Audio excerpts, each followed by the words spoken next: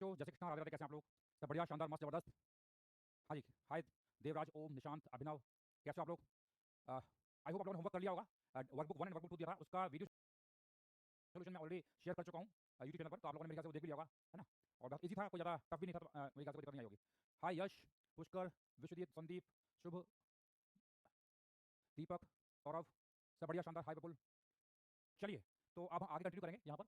पिछली क्लास में हम लोगों ने कुछ क्वेश्चन किए थे, स्पीड अप कहाँ कब स्पीड अप होगा, कब स्लो डाउन होगा, डिस्टेंस ट्रेवल। तो डिस्टेंस ट्रेवल में ध्यान रखना बच्चों कि जब डिस्टेंस ट्रेवल की बात करेंगे तो आपको अपनी जर्नी को ब्रेक करना है उस टाइम इंटरवल में जब पार्टिकल की वेलोसिटी जीरो हो रही है। तो इनिशियल से पहली बार वेलोसिटी हुई, वहां से दूसरी वेलोसिटी हुई, एंड सो ऑन, और उसका मॉड लेते जाएंगे, डिस्टेंस होता है लेंथ ऑफ एक्चुअल पाथ। ठीक है, चलिए हम आगे बढ़ते हैं।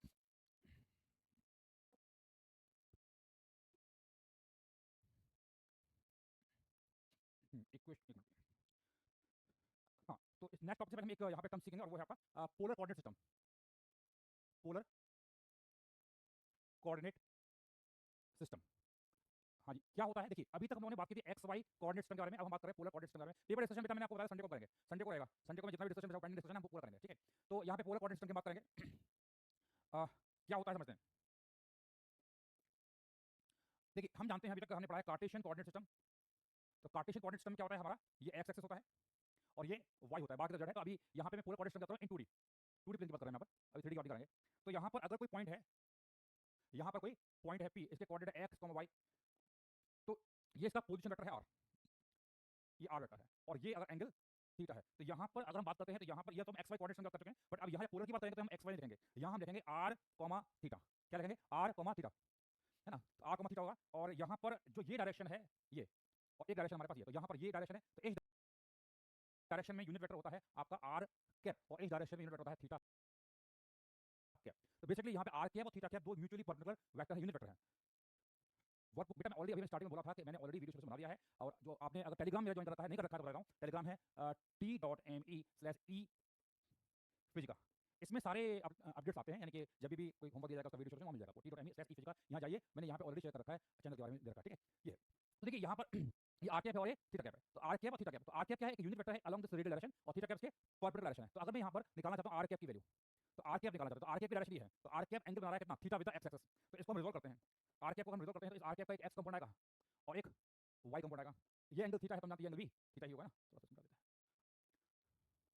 हाँ जी, तो ये एंगल थीटा है तो हम जानते हैं एंगल भी थीटा होगा, है ना? ये पॉइंट हमारा पी था, इसके कोऑर्डिनेट थे आर कॉमा थीटा। ठीक है, तो ये आर, ये एंगल थीटा है, तो आर कैप का मैग्नीट्यूड कितना है? 1 है।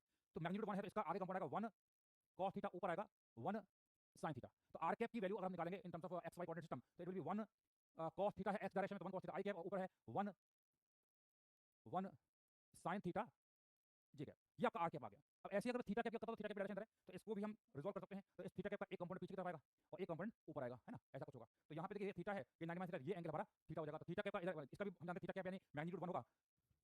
इधर जाएगा, पीछे जाएंगे तो इधर कितना आएगा? 1 साइन थीटा, ऊपर कितना आएगा? 1 कॉस थीटा। तो थीटा कैप इधर आ रहा है, तो इसका एक कंपोनेंट आएगा भाई, ये ऊपर वाला एंगल थीटा ऊपर आएगा 1 कॉस थीटा, इधर आएगा 1 साइन थीटा। तो थीटा कैप की अगर हम बात करते हैं तो पीछे है, तो यानी minus minus 1 sine theta i cap plus 1 cos theta J cap. क्या ये बात समझ आ रही है बच्चों? हाँ भाई, क्या ये बात समझ आ रही है बच्चों? इसमें कोई दिक्कत नहीं है, डन। तो ये पोलर कोऑर्डिनेट सिस्टम ये लिख लिया, तो आर कैप लिख लिया और ये थीटा लिख लिया। अब इधर यहाँ पर अगर कोई पार्टिकल मूव कर रहा है, जैसे पार्टिकल कोई मूव करता है, पार्टिकल मूव करेगा तो यहाँ पर थीटा भी चेंज करेगा और आर भी चेंज हो सकता है। तो अगर मुझे यहाँ निकालना है, यहाँ पर D R cap divided by d T, D R cap divided by D निकालेंगे, तो d are cap by D, इसको ऊपर डिफरेंशिएट करेंगे, तो कॉस थीटा का डिफरेंशिएशन क्या होता है? कॉस थीटा का डिफरेंशिएशन होता है minus sine theta i cap, और साइन थीटा का क्या हो जाएगा? कॉस थीटा जे कैप। पर हमने डिफरेंशिएट किया टी के रिस्पेक्ट में, तो यहाँ पर हमने जब डिफरेंशिएट किया तो यहाँ एक और टर्म आएगा, और वो क्या आएगा? D theta by d T, D theta by D, और डी थीटा बाई डी कितना आएगा? ओमेगा। मतलब ये अगर मान लो पार्टिकल मूव कर रहा है, इसके पास कुछ एंगुलर वेलोसिटी ओमेगा है, ये पार्टिकल पी मूव कर रहा है तो ओमेगा आएगा, तो ओमेगा को हम बोलते हैं एंगुलर वेलोसिटी, तो ये हमारा ओमेगा है। तो यहाँ पर D R cap divided by d T, D R cap divided by D कितना आएगा? और ये ध्यान से देखिए, मैंने ब्रैकेट में लिखा है, ये बिल्कुल अपना क्या है? थीटा कैप ही है, तो इसकी वैल्यू आती है omega times of theta cap. तो इंपॉर्टेंट रिजल्ट है, इसको आपको याद रखना है, इक्वेशन 1 इतना लिख लीजिए, हम आगे करते हैं। हाँ जी बिल्कुल।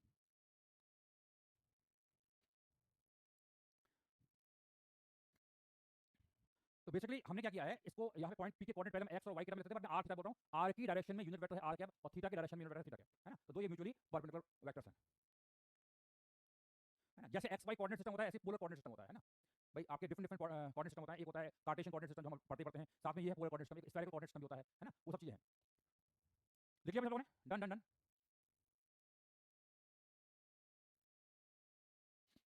हाँ, ओमेगा हमारा क्या है? एंगुलर वेलोसिटी है, बिल्कुल ओमेगा हमारा क्या है? एंगुलर वेलोसिटी है। ठीक है, तो ये आ गया D R cap by D कितना है? ओमेगा थीटा कैप आ गया। अब ऐसे ही मैं एक काम करो, आप ये जो थीटा कैप है इसको डिफरेंशिएट करते हैं, तो थीटा कैप को हम अगर डिफरेंशिएट करेंगे और निकालते हैं क्या आ रहा है वैल्यू। हाँ, तो अब यहाँ पर अगर मैं कहता हूँ D theta cap by d T, तो इसको अगर हम डिफरेंशिएट करेंगे तो यहाँ देखिए आ रहा है माइनस साइन थीटा का डिफरेंशिएशन क्या होता है, it is simply cos theta i cap, और कॉस थीटा कितना आता है माइनस साइन थीटा जे कैप, और अगेन यहाँ टाइम टी के रिस्पेक्ट में है तो यहाँ आपका D theta by d T भी आएगा, D theta by d T भी आएगा, ठीक है ये आएगा, तो D theta by d T भी आएगा, तो ये जो है D theta by d T इसी को हम जानते हैं ओमेगा होता है, तो यानी d theta cap divided by d t की वैल्यू, तो जो ब्रैकेट में है ये लिखा है minus cos theta i cap plus minus sine theta, तो माइनस को अगर मैं बाहर निकालता हूँ तो माइनस बाहर निकालेंगे तो cos theta i cap plus sine theta J cap, दो हमारा क्या है आर कैप है, तो ये होगा minus omega omega into r cap, ठीक है इतना लिख लीजिए, इसमें इंट्रोड्यूस कर रहा हूँ पोलर कोऑर्डिनेट सिस्टम को लिख लीजिए।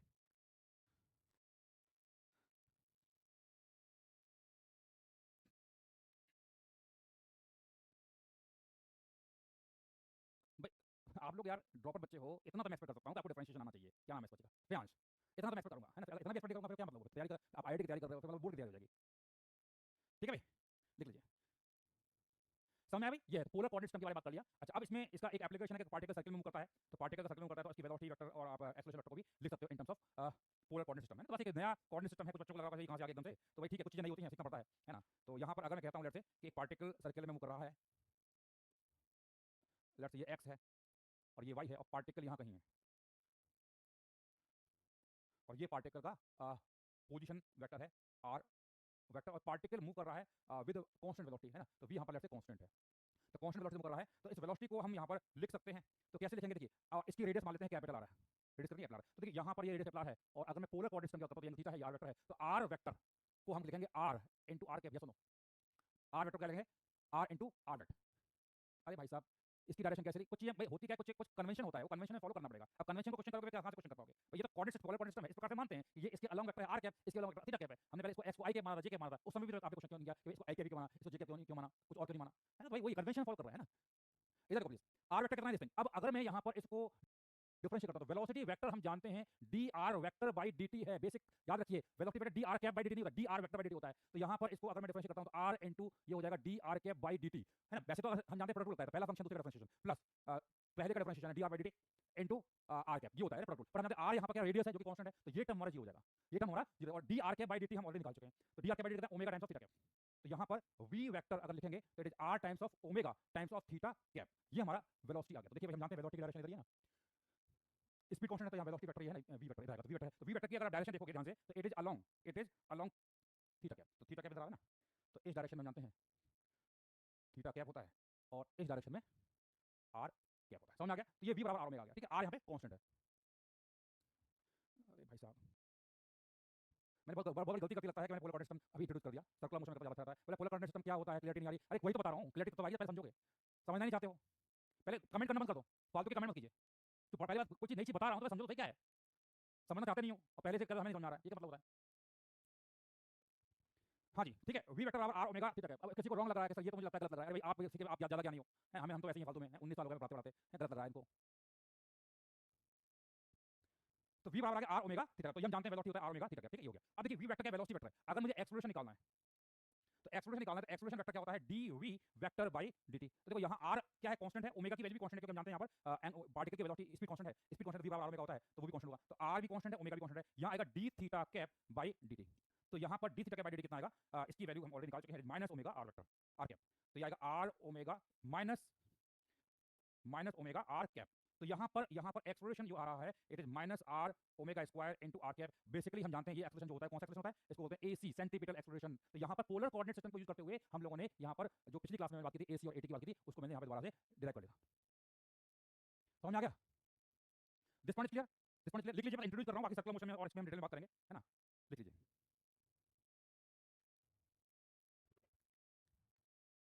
डन। थीटा कैप बेटा एक यूनिट वेक्टर है, आर कैप भी एक यूनिट वेक्टर है, तो थीटा कैप आर कैप जो है वो आपका आर वेक्टर की डायरेक्शन का यूनिट वेक्टर है, और थीटा कैप उसके परपेंडिकुलर डायरेक्शन का यूनिट वेक्टर है, इतना लिख लीजिए भैया ना, इंट्रोड्यूस कर रखी है, शुरुआत में जब पहली बार पढ़ते चीजें तो थोड़ा कम समझ में आती है, पर धीरे धीरे हम उसकी प्रैक्टिस कर लेंगे तो ज्यादा समझ आएगा, ठीक है, समझ आया भाई, डन डन। चलिए अब हम बात करेंगे distance travelled, distance travelled by a particle, distance travelled by particle, distance travelled क्या होता है, डिस्टेंस ट्रेवल क्या होता है समझते हैं, देखिए अगर मान लो यहाँ पर लेट्स से ये है x और ये है y, और यहाँ पर एक कोई पार्टिकल जो है किसी भी पाथ में मूव कर रहा है, it can be any path, कोई भी पाथ हो सकता है, it can be any path, है नहीं, कोई पाथ है किसी भी। तो इसकी यानी मान लो पार्टिकल जैसे ए पॉइंट से यहाँ पर पॉइंट बी पे, तो डिस्टेंस क्या होगा, it is the length of this path, length of this path, ठीक है, लेंथ ऑफ दिस पाथ, है ना। तो यहाँ पर लेंथ पाथ, तो यहाँ पर अगर लेंथ की बात करेंगे, भाई ऐसा है मैं अंग्रेजी का टीचर नहीं हूँ, है ना, क्या नाम है इस बच्चे का, शिवांश, तुम बेटा ये करते रहो, तुम्हें मतलब पढ़ना वढ़ना तो है नहीं, बस ये है यहाँ ये इतना ही कर लो, तुम्हारा सिलेक्शन हो जाएगा इसी बात, इसको करके शिवांश वाजपेयी, ठीक है। तो यहाँ पर क्या बोल रहा है कि यहाँ पर आपका पार्टिकल मूव कर रहा है और ये इसकी जो लेंथ है वो निकालेंगे, तो लेंथ कैसे निकालेंगे, इसको छोटे छोटे पार्ट में डिवाइड करते हैं और इन पार्ट की लेंथ को क्या करेंगे, ऐड करेंगे, है ना। तो यहाँ पर एक मैं छोटा सा एक एलिमेंट ले रहा हूँ, यहाँ पर ये लेंथ, तो इसकी लेंथ जो है इसको मैंने मान लिया ये है dl, है ना, ये dl मान लिया, ठीक है। और यहाँ पर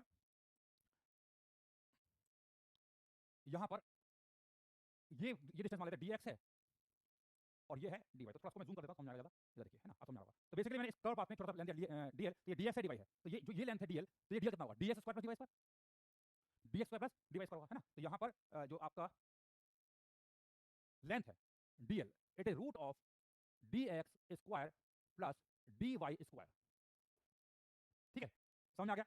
तो ये आ गया। अब देखो इसमें dx को कॉमन लेंगे तो dl जो है it is root of 1 plus dy by dx का होल स्क्वायर, और dx मैंने बाहर ले लिया, है ना।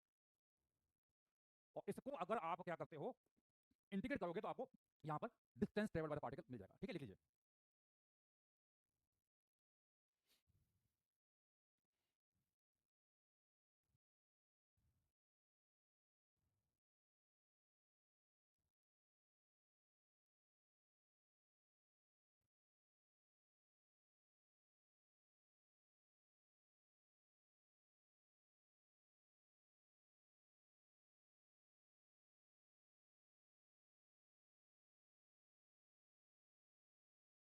समझ आ गया भाई, डन।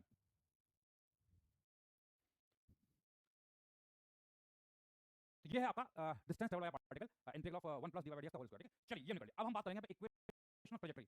तो इक्वेशन ऑफ ट्रैजेक्टरी क्या होती है, it is the length of actual path, है ना, किसी भी particle sorry equation of path, यानी जिस पाथ के पार्टिकल मूव कर रहा है उसकी इक्वेशन क्या होती है, उसको बोलते हैं इक्वेशन ऑफ ट्रैजेक्टरी, है ना। तो इसको बेसिकली क्या है कि मतलब बेसिकली यानी कि आपको इक्वेशन ऑफ ट्रैजेक्टरी में y निकालना पड़ेगा सम फंक्शन ऑफ x, y और x में जो रिलेशनशिप होता है उसी को हम बोलते हैं इक्वेशन ऑफ ट्रैजेक्टरी, ठीक है, समझ आ गया। अब एग्जांपल लेते हैं, यहाँ पर लेट्स से मैं कहता हूँ x बराबर है a sin ओमेगा t और y बराबर है a cos ओमेगा t। तो x बराबर है a sin omega t, y है a cos ओमेगा t। तो यहाँ पर हमें क्या कहते हैं, इक्वेशन ऑफ ट्रैजेक्टरी निकालनी है। तो इक्वेशन ट्रैजेक्टरी मतलब y और x में रिलेशनशिप चाहिए, तो y और x में रिलेशनशिप मतलब हमें यहाँ पे इस ओमेगा t को यहाँ से हटाना पड़ेगा। तो कैसे करेंगे, हाँ, if x and y is given, ऐसा क्वेश्चन बना लेते हैं, given, find out equation of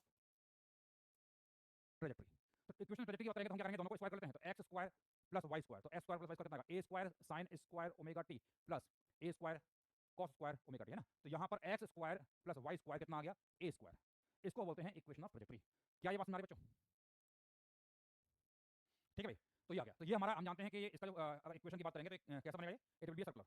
तो यहाँ पर ये इसकी जो ट्रैजेक्टरी है, trajectory is going to be circular, तो ये सर्कुलर ट्रैजेक्टरी यहाँ पर आने वाली है। तो अगर ये x है और ये y है, इसकी रेडियस लेट्स से a है, रेडियस a है, तो ये इस प्रकार से इक्वेशन ऑफ ट्रैजेक्टरी निकाल सकते हैं, ठीक है।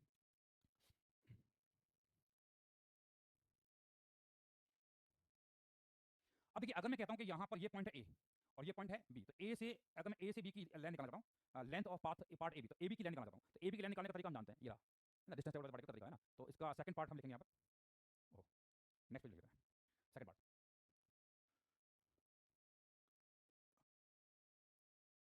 Find out path length between a and b point. तो पाथ a से b की हमें पाथ लेंथ यहाँ पर निकालनी है। तो पाथ लेंथ निकालने का तरीका क्या है, हम फॉर्मूला जानते हैं, ये रहा। अब देखिए इसमें मैं a से कहाँ जा रहा हूँ, b, तो पॉइंट a पर हम जानते हैं इसके कोऑर्डिनेट है r, 0, और पॉइंट b की बात करेंगे तो इसके कोऑर्डिनेट कितने हो जाएंगे, 0, r, नहीं भाई, इस पॉइंट a का x कोऑर्डिनेट होगा r, नहीं होगा, a होगा, ये हो जाएगा ना, देखिए। तो इसके कोऑर्डिनेट है a, 0 और यहाँ का 0, a, ये हो सकते हैं, ठीक है। तो अब यहाँ a से b की लेंथ आप जैसे जानते हो arc length into radius, arc length radius होता है, पर इसको प्रूव करेंगे यूजिंग दिस कांसेप्ट, है ना, लेंथ ऑफ एक्चुअल पाथ निकालने का तरीका ये इससे कर सकते हैं। कैसे करेंगे देखिए, तो हम जानते हैं dl बराबर है root of 1 plus dy by dx का स्क्वायर इनटू dx, और इसे हम इंटीग्रेट करना पड़ेगा। पर इसमें आप एक चीज रखना कि यहाँ पर आप जा रहे हो a से b, अगर आप a से b जा रहे हो तो x की वैल्यू क्या हो रही है, बढ़ रही है, कम हो रही है, अगर आप a से b जा रहे हैं, इस पाथ के जा रहे हैं a से b, तो x की वैल्यू क्या हो रही है, x की वैल्यू क्या होगी, कम हो रही है, x की वैल्यू कम हो रही है, तो x की वैल्यू यहाँ पे कम हो रही है, तो बताइए यहाँ पर जो हम लिखते हैं फार्मूला, तो यहाँ लिखा ds, तो ds ये क्या आएगा, ध्यान रखना, अगर एक्स बढ़ रहा है तो प्लस डी एक्स लिखते हैं, और एक्स कम हो रहा है तो माइनस लगेंगे। तो एक्स डिक्रीज करेगा तो इस फॉर्मूले में यहाँ पे माइनस लगाना पड़ेगा, है ना, यहाँ पर आपको माइनस लगाना पड़ेगा। तो इस बात का आपको ध्यान रखना है कि अगर कोई पैरामीटर डिक्रीज कर रहा है तो उसका रेट ऑफ चेंज होगा नेगेटिव होगा, और कोई पैरामीटर बढ़ रहा है तो रेट ऑफ चेंज पॉजिटिव होगा, है ना, ये हम जानते हैं। तो यह माइनस डी एक्स हो जाएगा। अब कैसे करेंगे, देखो y square plus x square बराबर हमारे पास है ए स्क्वायर, डिफरेंशिएट कर दीजिए, तो ये आएगा 2y dy by dx plus 2x बराबर a का डेफिनेशन 0। तो dy डिवाइडेड बाई dx आएगा minus x divided by y। ठीक है, ये आ गया, तो ये हमने निकाल लिया। और इसकी वैल्यू यहाँ रखेंगे तो dl का फार्मूला हमारा हो जाएगा integral of root of 1 plus dy by dx कितना है हमारे पास, x डिवाइडेड बाई y का स्क्वायर इनटू dx। हाँ जी, क्या ये बात हमारी है, तो ये कितना आ रहा है, तो dl बराबर यहाँ ऊपर जाएगा तो integral of root of y square plus x square divided by y square. हाँ, आपको माइनस आएगा, माइनस आएगा, तो ये root of x square plus कितना a स्क्वायर, तो dl की वैल्यू जाएगी a divided by y minus dx, और इसको हम इंटीग्रेट करेंगे। ठीक है, हाँ, तो dx आपका है x डायरेक्शन में चेंज, तो y की वैल्यू हम जानते हैं, तो ये आएगा माइनस a, बाहर निकालते हैं इंटीग्रल ऑफ dx, और y कितना हो जाएगा, ये इधर जाएगा root of a square minus x square. अब देखिए लिमिट की बात करेंगे तो यहाँ देखिए मैं a से भी जा रहा हूँ, तो a पॉइंट पर आपका x की वैल्यू कितनी है, a है, और b पे जाएंगे तो कितना है, 0, तो लिमिट जाएगी यहाँ पर a से 0, a से 0। ठीक है,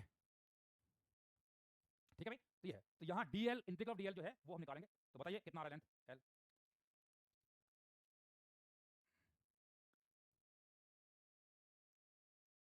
आ गया, हाँ जी, तो ये होगा माइनस a साइन इनवर्स, बिल्कुल सही बोला, x divide by a, limit जाएगी a से 0, लिमिट जाएगी a से 0। तो बताइए कितना आ रहा है आंसर यहाँ पर, तो l आएगा माइनस a अपर लिमिट, तो वो 0 हो जाएगा, लोअर लिमिट तो आएगा माइनस पाई बाई 2, तो लेंथ आ गया पाई डिवाइडेड बाई 2 इंटू a, यहाँ पर क्या है, रेडियस है, a यहाँ पर क्या रेडियस है, तो हम जानते हैं पाई बाई 2 इंटू r होता था फार्मूला, उसी फार्मूले को हमने यहाँ पे डिराइव कर लिया है, लिख लीजिए।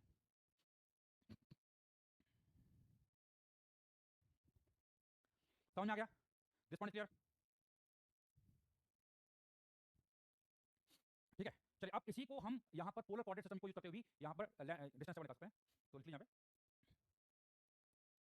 Distance travelled in terms of polar coordinate system.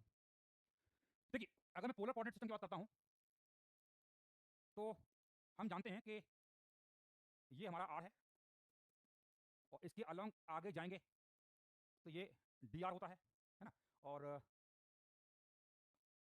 ये अगर एंगल थीटा है और पार्टिकल यहां से लेट से यूं गया,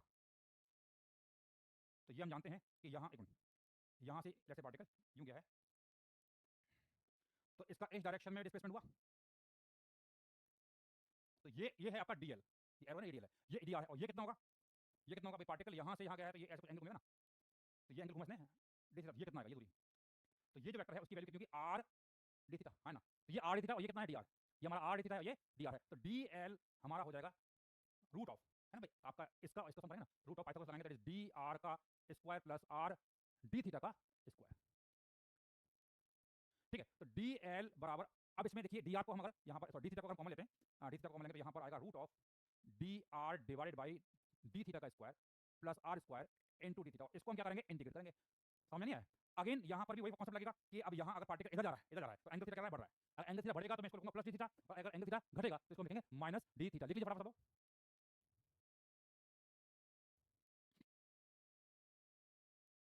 एक बार दोबारा बता देता हूँ, अच्छा पिछला वाला पार्ट किसी का रह गया, चलो दोबारा फटाफट से नोट कर लीजिए, पिछला वाला पार्ट भी नोट कर लीजिए।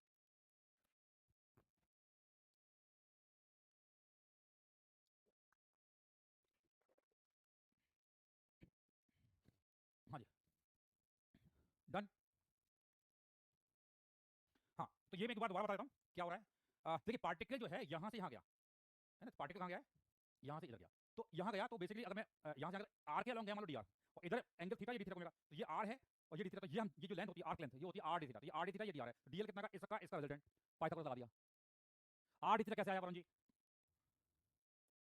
आपने पढ़ा है इस प्रकार से कुछ, अगर ये एंगल थीटा होता है, ये एल होता है, ये आर होता है, तो आर्क लेंथ एल कितनी होती है, आर थीटा होती नहीं होती है, सर्किल की प्रॉपर्टी है ना, तो यहाँ पर ये एल कितना आर आर आर थीटा है, तो अगर यहाँ मैं डी थीटा कर दूंगा तो ये कितना हो जाएगा, आर इंटू डी थीटा हो जाएगा। तो जो आपका थीटा कैप की डायरेक्शन में डिस्प्लेसमेंट है आर डी थीटा, और आर कैप की डायरेक्शन में डिस्प्लेसमेंट है डी आर, और रिजल्टेंट पार्टिकल इधर गया है ना, पार्टिकल किसी कॉर्ड पाथ में जा रहा है ना, तो इसको अगर मैं ऐसा बनाता हूँ कि लेट्स से कोई पार्टिकल जो है इस प्रकार से किसी कॉर्ड पाथ में जा रहा है तो पार्टिकल किसी कॉर्ड पाथ में जा रहा होगा, आई डोंट नो कैसे जा रहा है, कुछ ऐसे जा रहा होगा, तो उसकी जो लेंथ है यानी यहाँ से यहाँ की लेंथ जो है, इसको मैं क्या मानता हूँ, डीएल बोल रहा हूँ। ये लेंथ जो है ये है डीएल, है ना, ये। तो डीएल को मैंने यहाँ पर इस प्रकार से दिया, ठीक है। तो इस प्रकार से भी हम आंसर निकाल सकते हैं। तो जो अभी हमने क्वेश्चन किया था ये वाला इसको हम पोलर कोऑर्डिनेट सिस्टम भी निकाल सकते हैं। कैसे? यहाँ पर मेथड टू क्या है? हम जानते हैं डी एल बराबर, ये फॉर्मूला है दिस थिंग। ये आपका पार्टिकल था और ये क्वेश्चन वही है ना, ये एक्स मान लेते हैं, ये वाई है। पार्टिकल इस पॉइंट से इस पॉइंट में जा रहा है, तो पार्टिकल जा रहा है, तो यहाँ से जा रहा है, तो हम जानते हैं यहाँ पर ये एंगल थीटा लगा रहा है, क्या हो रहा है, बढ़ रहा है। तो अब जो अभी फॉर्मूला सीखा है उसको लगाते हैं। तो हम जानते हैं d l vector, d l कितनी है, रूट ऑफ क्या, तो d r by d theta का स्क्वायर प्लस कितना था, r square into d theta. देखो अब मैं यहाँ पॉइंट ए से बी की तरफ जा रहा हूँ, तो पॉइंट ए से बी जा रहा है, तो एंगल थीटा क्या हो रहा है, एंगल थीटा क्या बढ़ रहा है, और एंगल थीटा बढ़ रहा है, तो यहाँ पे जो मैं डी थीटा लूंगा वो क्या लूंगा, it will B plus D theta only, है ना। तो एंगल बढ़ रहा है तो प्लस लेंगे, और घटेगा तो माइनस लेंगे, ठीक है। अब यहाँ पर इंटीग्रल, अब इसमें हम जानते हैं इसकी जो रेडियस है कैपिटल ए, यानी कि आर की वैल्यू जो है वो कितनी है, ए है। आर कितना, ए ना, और ए हमारा क्या है, कांस्टेंट। तो d r by d theta पूछा जा रहा है, तो वो क्या आएगा, जीरो आएगा। तो d r by d theta हमारा यहाँ पर कितना आ रहा है, जीरो आ रहा है। तो d r by d theta हमारा जीरो हो चुका है, तो डी एल बराबर रूट ऑफ आर स्क्वायर क्या हो जाएगा, आर, और आर की वैल्यू कितनी है, ए, तो रूट ऑफ ए, ये हो जाएगा ए इंटू डी थीटा। आप लिमिट लगाएंगे तो यहाँ ए से भी जाएंगे, लिमिट जाएगी जीरो से पाई बाई टू, तो डी एल की वैल्यू आ गई कितनी, डी एल की वैल्यू आ गई pi by two times of a, और इसको एल बोलते हैं, इंटीग्रेट कर लेंगे तो इट इज एल, तो एल कितना है, pi by two times of a, ठीक है। इस प्रकार से भी हम पोलर कोऑर्डिनेट करके भी क्वेश्चन को सॉल्व कर सकते हैं, लिख लीजिए।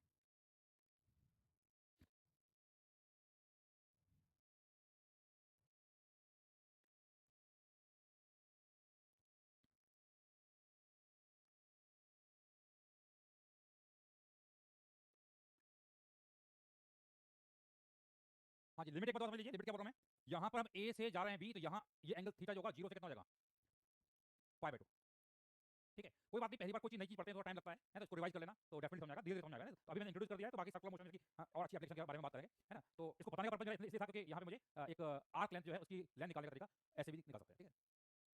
तो बस यहाँ तक, कोई भी पैरामीटर अगर बढ़ता है तो उसका रेट ऑफ चेंज पॉजिटिव होता है, और कोई भी पैरामीटर घटता है तो उसका रेट ऑफ चेंज नेगेटिव होता है, बस ठीक है। समझ आ गया, तो जस्ट इंट्रोड्यूस किया मैंने, चिंता मत कीजिए, अगर समझ आ गया तो अच्छी बात है, नहीं समझ आया बहुत अच्छी बात है, परेशान की जरूरत है नहीं, क्योंकि बार बार आएगा, है ना। कई बार हमने जब शुरुआत में जब कोई चीज नई लर्न करते हैं तो हमें टाइम लगता है, पर ठीक है, धीरे धीरे अपने आप इसकी प्रैक्टिस बनेगी, तो प्रैक्टिस बनेगी तो आएगा। कोई चीज नई चीज पढ़ते हो तो कहीं थोड़ा बहुत तो दिक्कत आती है ना, ठीक है। चलिए अब हम यहाँ पर आगे बात करेंगे।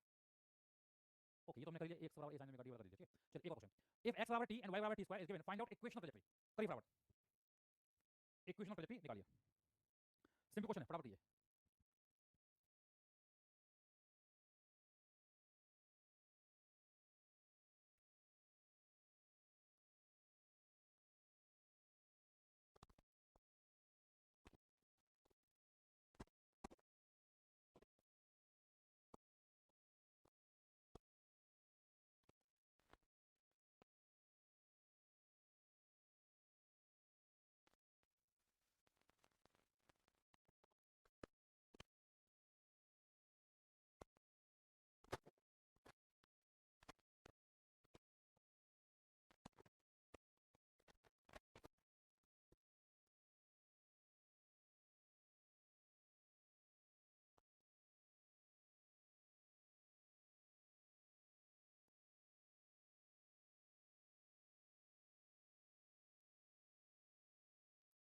हाँ जी,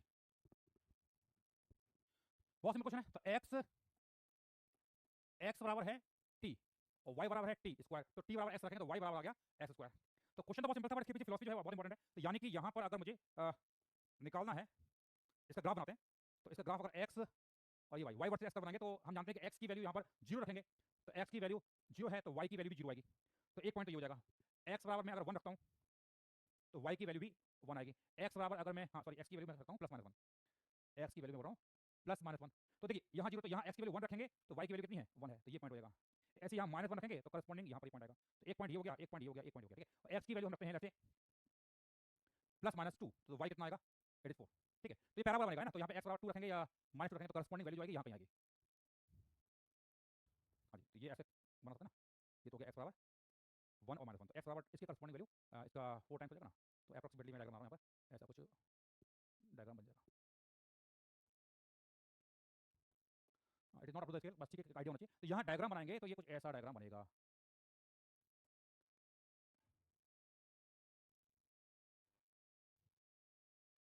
ठीक है भाई, ऐसा कुछ डायग्राम यहाँ पर बन जाएगा, अपवर्ड पैराबोला बन जाएगा ना। तो ये कर्व है हमारा पैराबोला, देख लीजिए।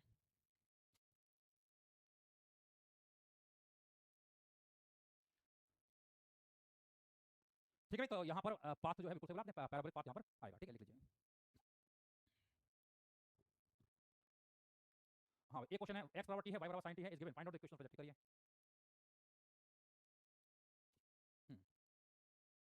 हाँ, x बराबर t है, y बराबर sin t है, इजी क्वेश्चन है। आ गया, तो y बराबर है sin t और x बराबर भी है t, तो वैल्यू करेंगे तो y बराबर आएगा sin x। तो बेसिकली यहाँ पर ये इक्वेशन निकालना इंपॉर्टेंट नहीं है, इसका ग्राफ इंपॉर्टेंट है। तो मैं ये क्वेश्चन कराने का पर्पज ये है कि आपको इनके ग्राफ का आइडिया होना चाहिए। तो यहाँ पर अगर मैं अब y वर्सेस x का प्लॉट करूँ तो y बराबर sin x, साइन का कर्व कुछ होता है ऐसा, मेरे सबको आइडिया होगा कि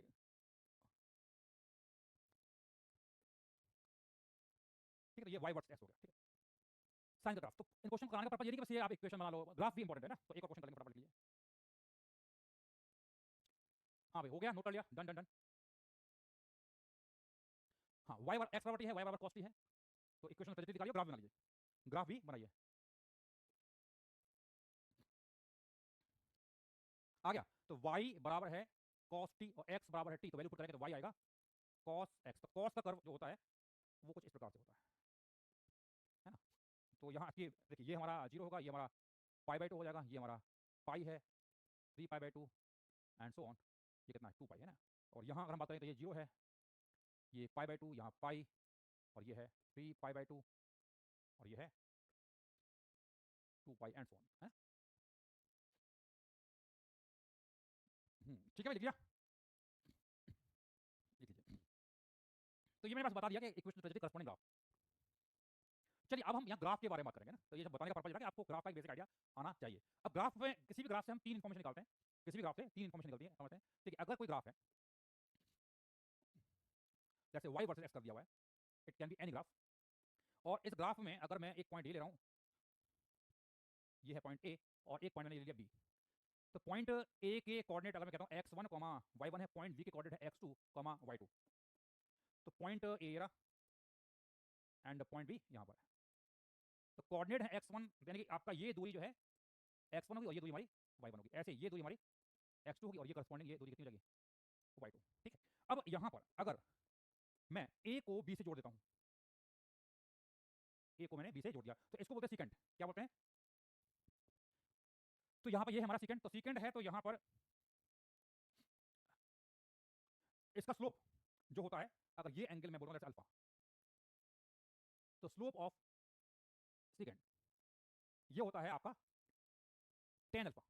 टेन अल्फा क्या आएगा आपका, ये दूरी कितनी हो जाएगी, y2 माइनस y1, और ये हो जाएगा x2 माइनस x1, है ना। तो यहाँ पर आपका स्लोप हो जाएगा perpendicular divided by base, that is y2 minus y1 divided by x2 minus x1। तो ये ऊपर जो है इसको हम बोल सकते हैं डेल्टा y, और ये है डेल्टा x। तो किसी भी ग्राफ का कोई भी दो पॉइंट को मिला देंगे लाइन से, तो इसको बोलते हैं सीकेंट, और सीकेंट का स्लोप का फॉर्मूला हो गया delta y divide by delta x। तो यहाँ पर लिख लीजिए, हेडिंग डालिए, स्लोप ऑफ सीकेंट।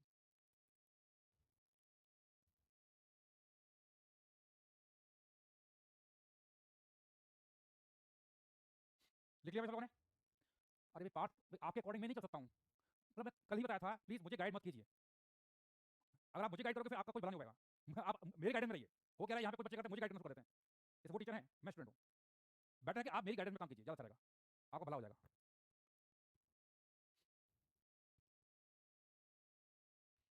समझ में आ गया? हाँ जी, लिख लिया। अरे भाई क्या नाम है इस बच्चे का, विद्यानंद। अरे भाई साहब, मैंने आपने जब मैं पहली क्लास ली थी, मैं क्या बोला था, हर टॉपिक कवर करा जाएगा, समय आने पर कवर किया जाएगा।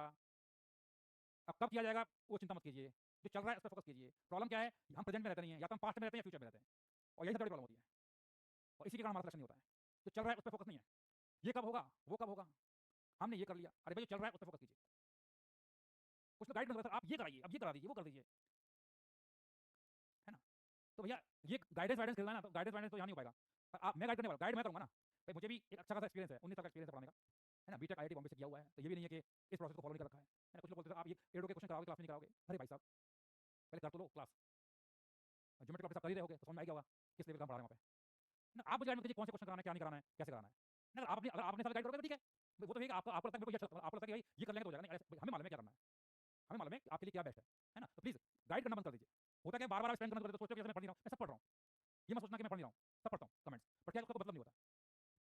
ठीक है भाई, चलिए तो यहाँ पर ये आ गया स्लोप ऑफ सेकेंड। अब इसी में अगर हम बात करते हैं कि यहाँ पर अगर ये पॉइंट बी है, ये यहाँ आता है ना, ये पॉइंट यहाँ आता है, तो हम जानते हैं यहाँ आता है या यहाँ आता है, यहाँ आता है, यहाँ आता है। तो अगर मैं इस पॉइंट को बिल्कुल ए के पास लेता जाऊंगा, तो बेसिकली आपका जो डेल्टा एक्स है वो कम होता जाएगा, और डेल्टा एक्स कम होगा, यानी ये हमारा डेल्टा वाई है और ये हमारा क्या है, डेल्टा एक्स है। तो ये पॉइंट बी जो है अगर ए की तरफ अप्रोच करेगा तो डेल्टा एक्स कम होगा, और डेल्टा एक्स कम होगा करस्पॉन्डिंगली डेल्टा वाई भी कम होगा। समझ आ गया? और ये दोनों कम हो जाएंगे, और इसलिए कम हो जाएंगे कि ए पॉइंट और जो बी पॉइंट बिल्कुल पास पास पहुंच जाएंगे। तो उस केस में हम यहाँ पर अगर मैं कहता हूँ ये पॉइंट बी बिल्कुल ए के पड़ोस में पहुंच गया, यहाँ पहुंच गया, तो बी पॉइंट यही पहुंच गया। तो अब यहाँ पर अगर मैं टेंजेंट ड्रॉ करता हूँ, तो अब ये टेंजेंट, सॉरी ये इनको जॉइन करता हूँ, ये जो सीकेंट है वो क्या बन जाएगा, सीकेंट बन जाएगा टेंजेंट। तो सीकेंट जो है वो टेंजेंट बन जाएगा, और सीकेंट टेंजेंट बन जाएगा, उसका स्लोप मैंने एंगल मान लिया थीटा। तो यहाँ पर अगर मैं कहता हूँ स्लोप ऑफ टेंजेंट, तो इसका है ये है tan थीटा, और इसमें आपका डेल्टा एक्स बहुत छोटा है और डेल्टा वाई छोटा है। तो डेल्टा एक्स अगर बहुत छोटा है तो डेल्टा एक्स को हम लिखते हैं क्या, dx, और इसको लिखते हैं dy। तो ये है स्लोप, लिख लीजिए। तो ये है स्लोप ऑफ सेकेंड और ये है स्लोप ऑफ टेंजेंट।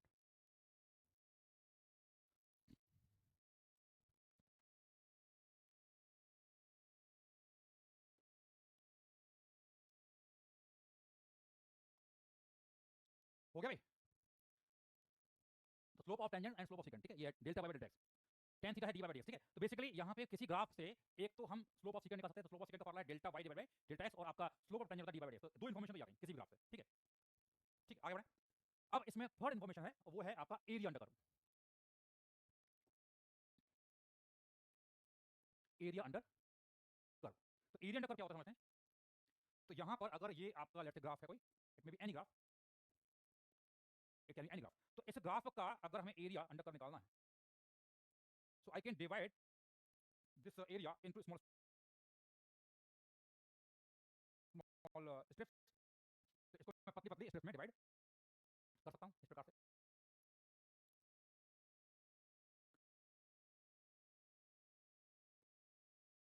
तो देखिए अगर यहाँ पर मैंने एक स्ट्रिप ये ली हुई है, और यहाँ मान लो पॉइंट पी, इसके कोऑर्डिनेट एक्स माई वाई, तो इसकी हाइट जो होगी वो कितनी हो जाएगी, वाई, और ये हमारा एक्स है। और ये जो पतली स्ट्रिप है इसकी थिकनेस मैंने मान लिया डी एक्स। तो ये एक रेक्टेंगल जैसा होगा। तो इस रेक्टेंगल का एरिया, इसको मैं बोल रहा हूँ डी ए, कितना आएगा, ये वाई और area, it will be y d x. और इसको हम क्या करेंगे, इंटीग्रेट कर लेंगे। तो इंटीग्रेट करके हमें यहाँ पर पूरा एरिया मिल जाएगा, ठीक है। तो ये बेसिक कॉन्सेप्ट है एरिया अंडर कर्व का। तो किसी भी ग्राफ में जब भी कोई ग्राफ आएगा उसमें आपको ये तीन इन्फॉर्मेशन खोजनी है ना। एक है हमारा स्लोप ऑफ सेकेंड, दूसरा स्लोप ऑफ टेंजेंट, और तीसरा एरिया अंडर कर्व। चलिए, मैं एक्चुअली वो प्रॉब्लम वही है, फिर ये क्या नाम है, प्रशांत शुरू हो गए, और एक लड़का कौन है, अरे मैंने अभी क्या बोला यार, चल रहा है उस पर फोकस नहीं रहता आप लोगों का, जो चल रहा है उस पर फोकस नहीं है, बाकी सब फालतू की बातें करते रहो। मैंने जब पहले लेक्चर किया था, जब H2 बैच का पहले लेक्चर किया था, तो मैंने बोला था कि जो आपके कुछ टॉपिक्स हैं वो हम कवर करेंगे, आपको नोटिफिकेशन आ जाएगा, है ना, और आपके टॉपिक कवर हो जाएंगे। जो चल रहा है उस पर फोकस कर लोगे तो भला हो जाएगा।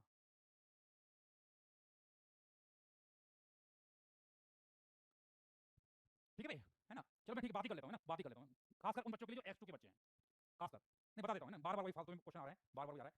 जो बच्चे H2 है, आप लोगों का अभी यहाँ पर हम पढ़ा रहे हैं क्या, काइनेमेटिक्स चल रहा है, ठीक है। X1 बैच को मैं यूनिट डायमेंशन पढ़ा चुका हूँ, एरर पढ़ा चुका हूँ, और वेक्टर पढ़ा चुका हूँ। नहीं नहीं बोल देता हूँ, फिर आप बाकी लोग पे मत करने दो, है ना, 5 मिनट लगेगा, 2 मिनट लगेगा, जो भी मैं बोल देता हूँ, बार बार वही चीज़ आ रही है ना। तो ये जो सारे चैप्टर्स हैं जो आपको भी पढ़ाए जाएंगे, परेशान मत होना, ज्योमेट्रिक ऑप्टिक्स भी आपको पढ़ाया जाएगा, इसकी आप चिंता बिल्कुल मत कीजिए, ठीक है। अब कब पढ़ाया जाएगा वो आपको बता देंगे, कब पढ़ाया जाएगा वो हम बता देंगे, जैसे स्लॉट मिलेगा बता देंगे आपको, ठीक है। अभी फॉर द टाइमिंग अभी मैं बता देता हूँ कि जो बच्चे H2 में हैं, कल से मैं वेक्टर स्टार्ट कर रहा हूँ, कल से मैं वेक्टर स्टार्ट कर रहा हूँ, इवनिंग में क्लास लगेगी, नोटिफिकेशन आ जाएगा, है ना। तो वेक्टर आपका खत्म हो जाएगा, और संडे को मैं एक्स्ट्रा क्लास लगाऊंगा, उसमें यूनिट डायमेंशन कराऊंगा।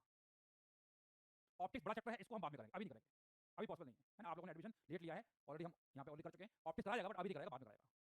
क्या आप समझ में आ गए H2 वाले बच्चे, ठीक है भाई।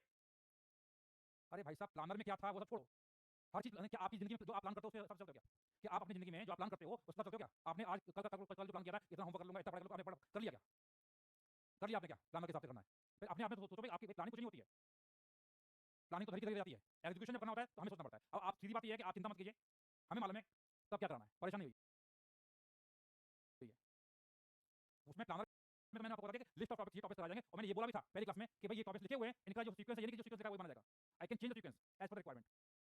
कल को अगर मान लो IIT इंट्रोड्यूस करता है कि हम अक्टूबर में एग्जाम लेंगे, अक्टूबर में जेईई होगा, तो हमें अक्टूबर के अकॉर्डिंग सब कुछ चेंज करना पड़ेगा, वो आप हम पे छोड़ दीजिए, प्लानिंग हमारे पे छोड़ दीजिए। आपका काम क्या है, जो पढ़ाया जा रहा है उसको ढंग से पढ़ लीजिए, आप प्लानिंग के चक्कर में पढ़िए, है ना। मैनेजमेंट आप मत करिए, मैनेजमेंट हमें करने दीजिए, है ना। हमें भी एक्सपीरियंस है, पिछले 19 साल से हम कर रहे हैं, पढ़ा रहे हैं, चिंता मत कीजिए, है ना। आपका सारे टॉपिक कराए जाएंगे, चिंता मत कीजिए, ठीक है। This point clear. और कोई दिक्कत, और कुछ पूछना पूछ लो भाई, अभी मैं अभी बता ही देता हूँ सारे, और कोई डाउट है, और कोई डाउट क्या। अब अब मेरी बात सुन लीजिए, देखिए एक्चुअली प्रॉब्लम क्या है कि हमारा सिलेक्शन क्यों नहीं होता है? सिलेक्शन हमारा इसलिए नहीं होता है कि जब हम पढ़ रहे होते हैं, हमारी जब क्लास चल रही होती है, तो या तो हम पास्ट में बैठे होते हैं या हम फ्यूचर के बारे में बात कर रहे होते हैं, हम प्रेजेंट में नहीं रहते हैं। और जो बच्चा प्रेजेंट में रहेगा उसका सिलेक्शन हो जाएगा। या तो सर मेरा ये वीक था, मेरा वो वीक था, यानी आप पास्ट में डवेल कर रहे हो, या सर ये कब होगा वो कब होगा। बस आप फ्यूचर में रहते हो या पास्ट में रहते हो, प्रेजेंट में रहना सीख जाइए। जिस दिन आप प्रेजेंट में रहना सीख जाओगे आपका उद्धार हो जाएगा। समझ आ गया? तो एरिया अंडर कर्व आ गया, इंटीग्रल ऑफ y dx लिख लीजिए सब लोग।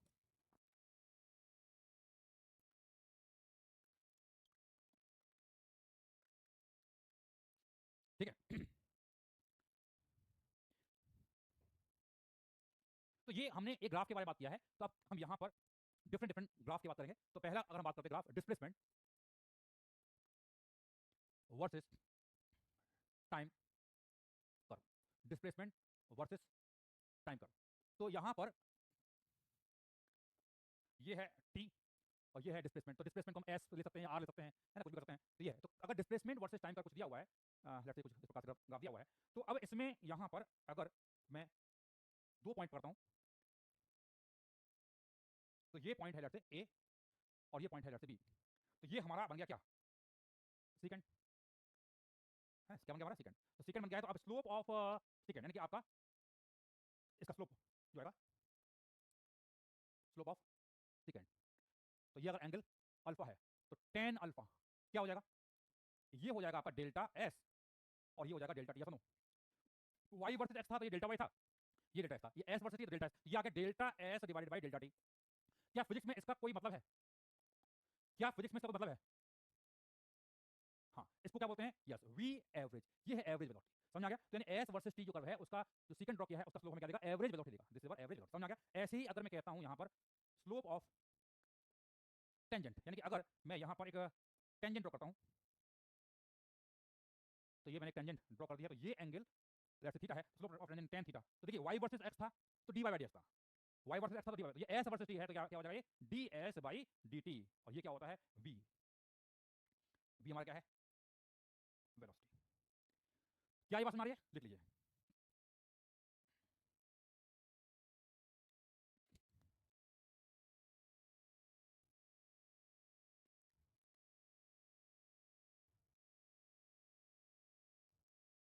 ठीक है भाई, तो ये डिस्प्लेसमेंट वर्सेस टाइम कर्व है, और यहाँ जो मैंने लिखा हुआ है, अगर यहाँ पोजीशन वर्सेस टाइम कर्व होता तो भी यहाँ पर सेम रिजल्ट आता है, तो लिख लीजिए डिस्प्लेसमेंट वर्सेस टाइम है।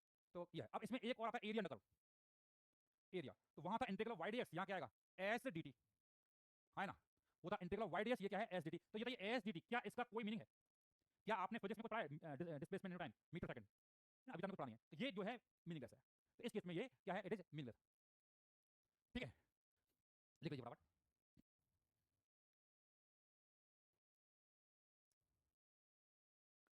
चलिए अब यहाँ पर मैं एक ग्राफ दे रहा हूँ आपको। अगेन यहाँ चाहो तो x वर्सेस t बना लो, ये s वर्सेस t बना लो। देखिए डिस्प्लेसमेंट होता है चेंज इन पोजीशन, डिस्प्लेसमेंट क्या होता है, चेंज इन पोजीशन। तो चलो मैं यहाँ x वर्सेस, x यहाँ पे क्या पोजीशन, x कोऑर्डिनेट है, x वर्सेस t का बना रहा हूँ लेट्स से, एंड जो कर्व है वो कुछ प्रकार से है,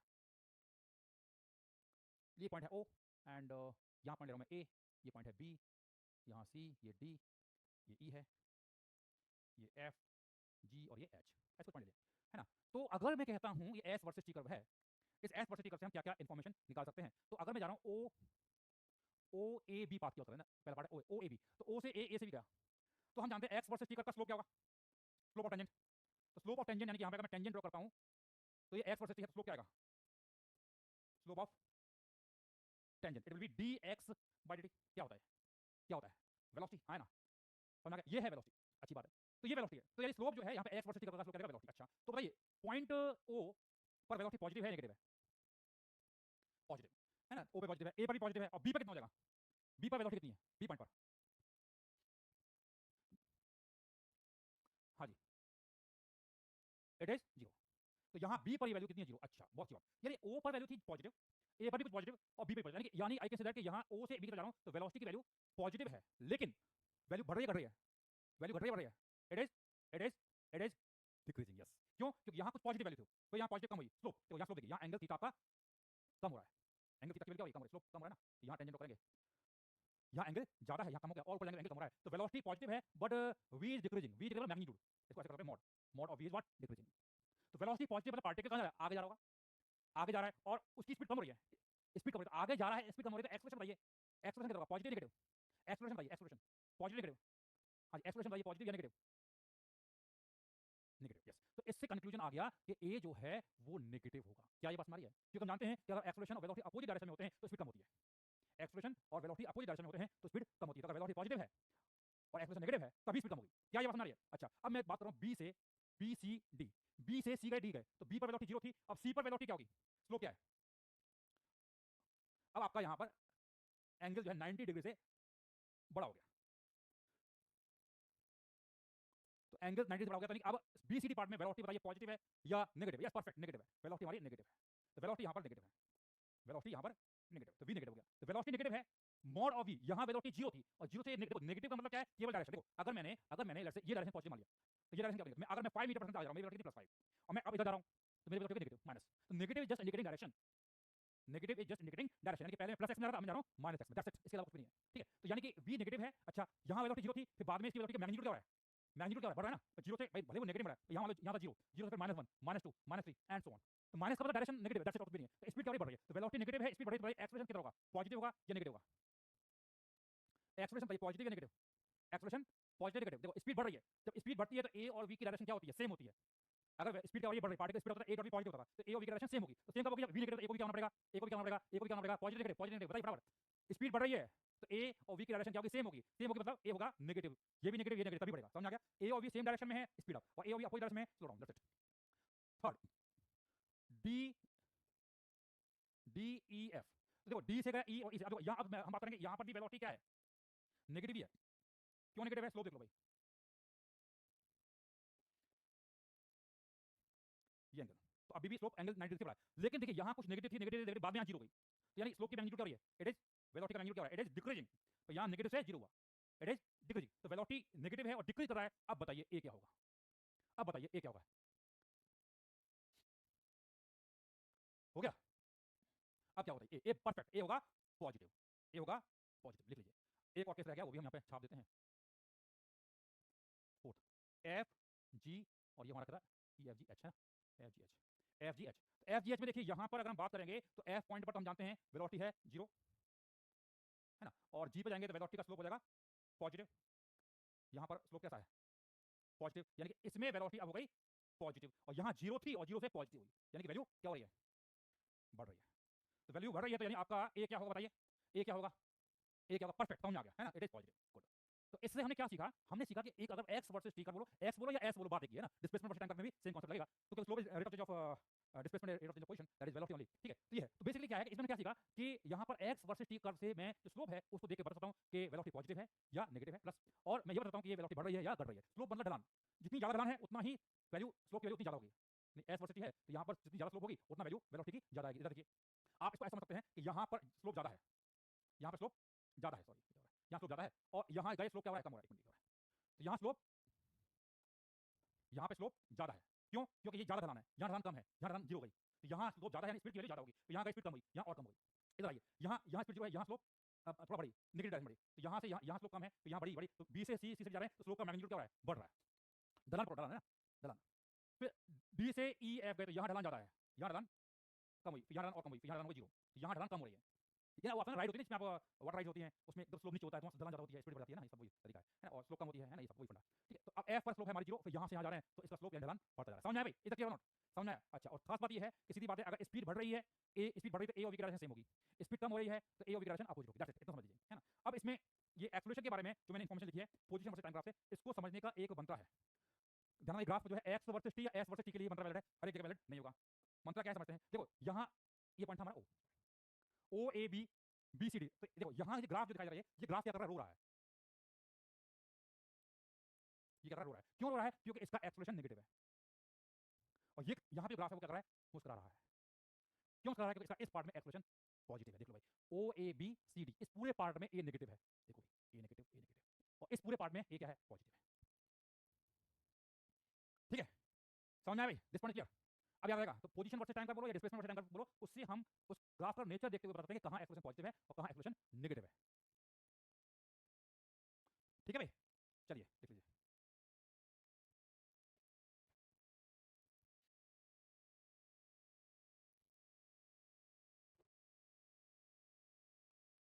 चलिए, तो अभी समय समाप्त हो रहा है, तो होमवर्क का देख लेते हैं। वर्कबुक हमने 2 तो कर ही ली थी, उसके बाद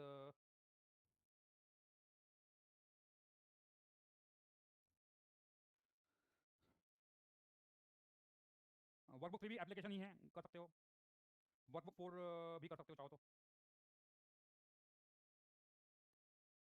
3, 4, 5 होमवर्क है।